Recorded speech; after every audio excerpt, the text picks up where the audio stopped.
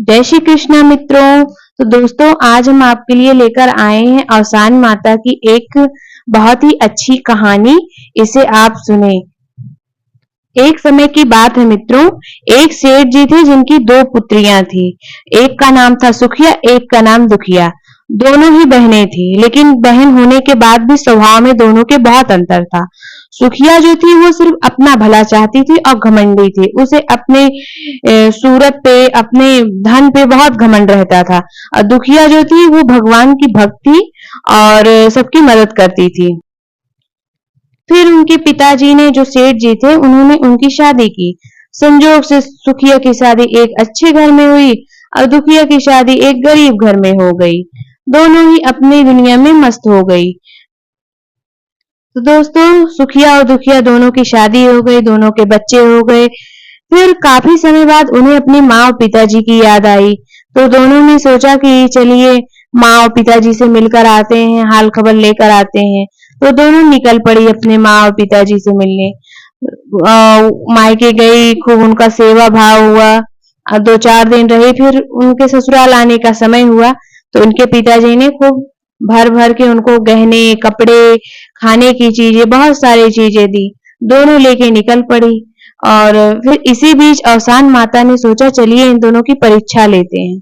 तो अवसान माता बूढ़ी की वेश में आई और सुखिया के पास गई, कहे बहनी काव ले हो अपने झोलवा में। तो सुखिया बड़ी चालाक थी, सोची कहीं इनको देना ना पड़े। तो उसने कहा कहाँ कुछ है, इसी में घास फूस है और कुछ नहीं है। तो अवसान माता समझ गई, मुस्कुरा के निकल गई। और फिर दुखिया उनके पीछे आ रही थी। उसके बाद जो है दुखिया से पूछा अवसान माता ने क्या है। तो दुखिया ने बताया कि हम अपने मायके गए थे, वहां हमारे पिताजी ने हमें गहने कपड़े सब दिए।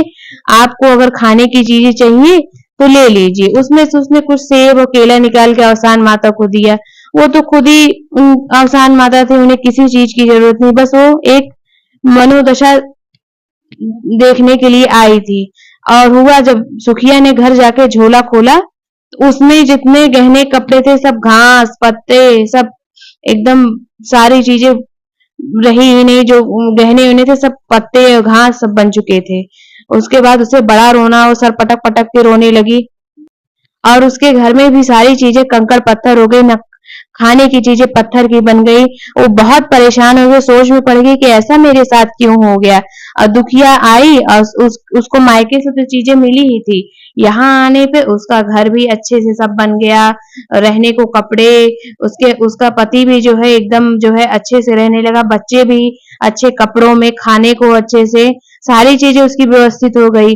और इधर जो है सुखिया जो है बहुत परेशान हो गई। तब फिर वो उसी जंगल में गई और जो है रोने लगी कि जो है मेरे साथ ऐसा क्यों हुआ। फिर अवसान माता आई, कही कि तुमने मुझसे झूठ बोला था कि जो है मेरे जो है झोले में घास फास है, फूस है। इससे जो है तुम सच में वो ऐसा हो गया। हमें कभी झूठ नहीं बोलना चाहिए जो है। फिर अवसान माता ने कहा कि तुम अगर चाहती हो तुम्हारी सब व्यवस्था सही हो जाए, पहले जैसी हो जाए, तो तुम अपने घर जाओ और मेरी पूजा कराओ, यानी अवसान माता की पूजा दुदुरिया कराओ। 7 सुहागनों को न्योता दो, अपनी बहन को भी बुलाओ, दुखिया जो है, और पूजा कराओ अच्छे से, सब अच्छा हो जाएगा जो है। तो सुखिया जो है अपने घर गई, उसने जो है सब 7 सुहागनों को न्योता दिया। लाई, चना, गुड़ से लाकर अवसान माता की पूजा कराई, उन्हें मन से मनाया, माफी मांगी। और उसके बाद जो है अवसान माता उस पर प्रसन्न हो गई और उसका सब धन दौलत वापस कर दिया। फिर दुखिया ने भी अवसान माता की पूजा कराई। इस तरह से पूरे गांव में ही अवसान माता की पूजा होने लगी।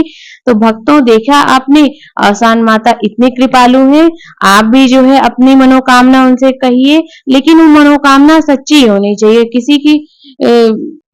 किसी का अहित करने के लिए नहीं कोई पूजा करनी चाहिए, अपने भले के लिए करिए। और अगर वो आपकी बात सही है तो अवसान माता जरूर सुनेंगी। तो भक्तों फिर हम मिलेंगे एक नई कहानी के साथ। इस कहानी एक अच्छी लगे तो इसे अपना प्यार दीजिएगा। धन्यवाद। बोलिए अवसान माता की जय।